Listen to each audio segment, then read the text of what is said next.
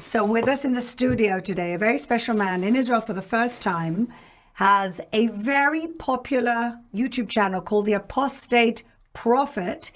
And with us is Ridwan Aydemir, and with me in the studio interviewing him, Vivian, who's been zoomed in from Tel Aviv, and right here with me, Ashira Solomon. Ridwan, welcome to Israel. Thank you so much, Fleur. It's very nice to be here.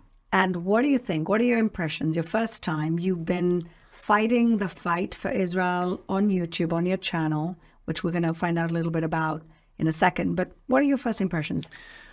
There is so much to say. So first off, I'm very impressed with Israel.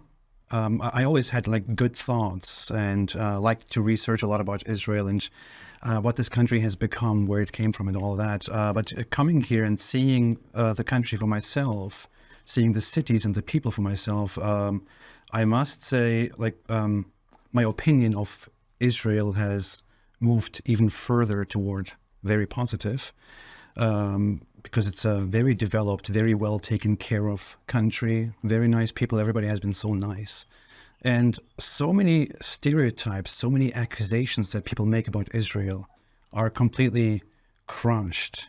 I knew that lots of the things that people say about Israel are false, but coming here and seeing it for myself, I just can't wait to go and tell everyone. So Ridwan, how does a nice Muslim Turkish boy like you end up with a channel which is essentially, at this point, standing up for Israel? Tell us a little bit about your story. Long story. Make it short.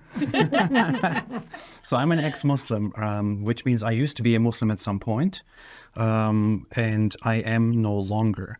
I started my whole YouTube journey about 6 years ago, and when I started it, it was mostly about simply sharing my experience as somebody who is no longer a Muslim and who has, problems with it, problems with Islam, problems with the Muslim culture and all that. Over time, it changed very much, and especially since October 7, the direction changed very much toward being, pro-Israel and countering the accusations and fighting Islamism and Hamas. But Ridwan, you're in your life where you grew up, you had a very negative view of Jews and Israel in general. What happened? Just tell us a little bit about that journey. Well, I grew up in a very strictly religious Muslim household, and in that household I learned some very detestable things that people learn around the world that are quite common in such religious households. I was in first grade, I don't know how old I was then, 6, 7, when I first learned in a religious congregation and in Germany from Turkish parents and other Islamists in our surroundings. I learned that in a possible near future, we will, as it is prophesied, fight the Jews and kill them. And even the rocks and trees will say, there is a Jew behind me, come and kill him. I've heard the rocks and trees story. Yeah. And I was told about this, and I didn't even know what a Jew is at that point. Mm-hmm. All I knew is that these are terrible people who hate us, and they are evil, and we should beware of them and fight them. And growing up with that and living in such a household for such a long time and hearing these things all the time, I never really personally believed in that aspect of it, which might have made it easier for me to, once I had my doubts with Islam and once I found my way out of believing in Islam, it might have been easier for me to, approach that message, for example, and the message of hate, to analyze it and to recognize that I was just brainwashed, and many others who are in my position and who are raised with that kind of stuff are also severely brainwashed. The unfortunate thing is that it is everywhere around us. It was everywhere around me. So many people take all of that brainwashing and believe in it and run with it. They take that as a fact. And I felt like it is a duty upon me, and I felt quite passionate about it, to fight that and to expose that, not only because so many others, especially non-Muslims, and as I realize now, many people in Israel are quite naive, to be honest, about what people believe Mm-hmm. and the hate that they harbor and teach. I mean, we've seen the result of that, unfortunately, at its peak on October 7th. But it's very depressing to think that things are getting worse and not better. Would you say that? Well, there is always an issue with the whole, with how, anti-Semitism, Jew hatred has been kind of, going on. Lots of people thought it is something of the past. We have a history. We just, we experienced the Holocaust. It is a very fresh memory. People will now learn from it and move on from it. I would say that now, with the outbreak of this current war, I wouldn't say that things have actually gotten worse. I wouldn't say that anti-Semitism has increased. I would say it was always there. It just found a perfect opportunity to, to show its ugly face and come out. And suddenly all of those people who already were anti-Semitic and who have these attitudes started seeing and supporting each other. And you can now see, like on social media or other platforms, you can see Islamists, neo-Nazis, communists, and other people get together and express how, how hateful and how supposedly anti-Zionist, but actually anti-Jewish and anti-human they are.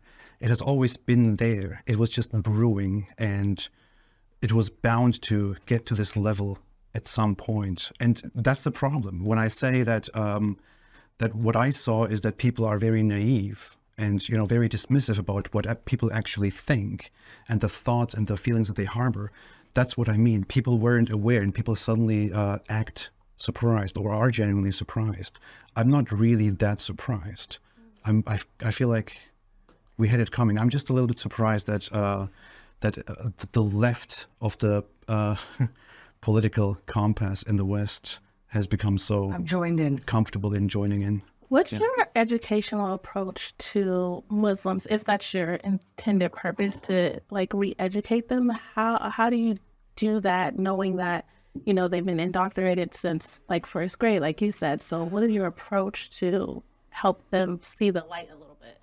Well, when I started my YouTube channel, I was my intention was to talk about facts in Islam, surrounding Islam, but to also be a little bit provocative about it and include a lot of satire and sarcasm.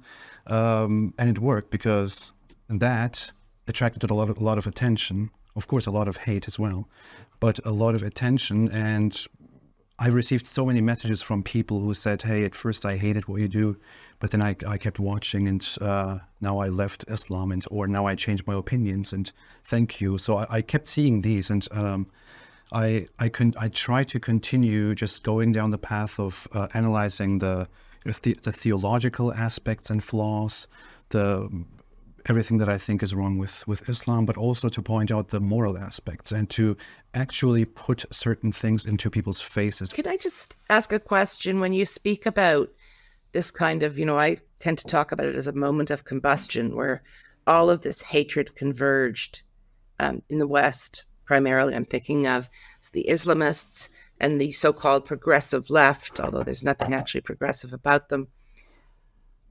And the hatred is so ferocious that they are determined to, and they do, deny the facts of the savagery of October 7th. How do you explain that? I mean, we've all seen many interviews of interrogations of captured Hamas terrorists, and they're asked what they did to Israelis and others on October 7th, and they're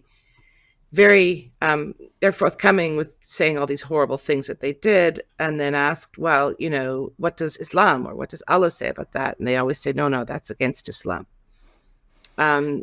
So I guess it's sort of a two-part question. Why are all these protesters denying it?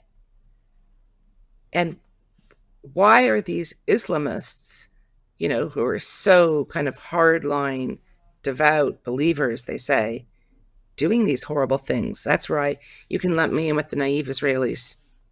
Well, it is a very difficult thing to talk about. There is a very dark and very difficult reality to talk about, which is a lot of people repeat the same thing. They say, how can people really do this, or can they really? Like some people deny it just because they don't believe that somebody could actually physically do possible. these terrible things. And the thing is, there is more than just the confessions from the terrorists, right? We have footage of Hamas terrorists walking through the streets and celebrating over a dead, disfigured, burned woman on the ground. You have a video of them chasing a family and then shooting the whole family at gunpoint. All kinds of horrible things. We have photos of a woman who was with her pants removed, burned, and so on. The thing is, when you talk about this, at first they deny that it happens. When you then when you show this to them, they accuse you, or they try to find another excuse and say, "Look, no, it must be manipulated. It must be this and that." AI. That's the new thing. And once you prove that it is actually completely authentic, they then switch, especially the Islamists, they then switch to deflecting or justifying what happened. And what I think is, especially the Islamists in this discussion, they don't actually have a problem with what Hamas did on that day. They don't actually consider it like an abhorrent thing. To them, this is just, to them, everything that happened is justified. Everything that happened is justifiable. The brutal killings, the torture, the rape, all the horrible things that you have seen is justified, because to them this is an ideological and deeply rooted fight against a group of people which they always thought were, naturally or eternally evil and deceptive and not human anyway. It's an ultimate level of dehumanization that is being taught to people in an Islamist mindset when it comes to Jews. I think there's something else at play here, and that is that, and we see it with Iran, that when people are saying these things, the West doesn't believe them, which to me is actually the real racism. It's almost like, oh, they're barbarians. We shouldn't really believe that. Don't really mean it. That to me is the real racism. When you don't take people and what they're saying at face value, you're making excuses for them, or you're sugarcoating it and not actually hearing what they're actually saying. Israelis, as far as I can observe from the very few days that I have been here, are very polite. Polite? Very apologetic. Are you kidding me? Very... Apologetic, maybe. No. Polite. In terms of these political issues, too polite, too apologetic. Politically correct, maybe. Politically correct, always giving the other side the benefit of the doubt. I've encountered so many people here.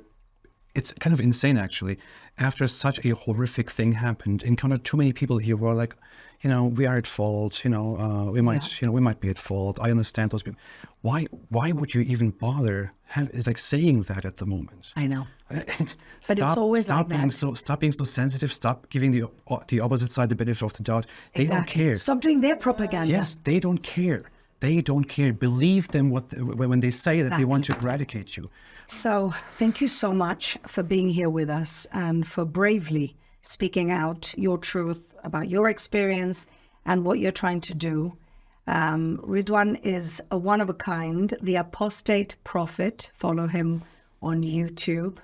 And thank you for being in Israel. And thank you for being with us. And thank you for speaking that truth. Thank you so much. Thanks for inviting me. And I wish everyone all the best. Amen.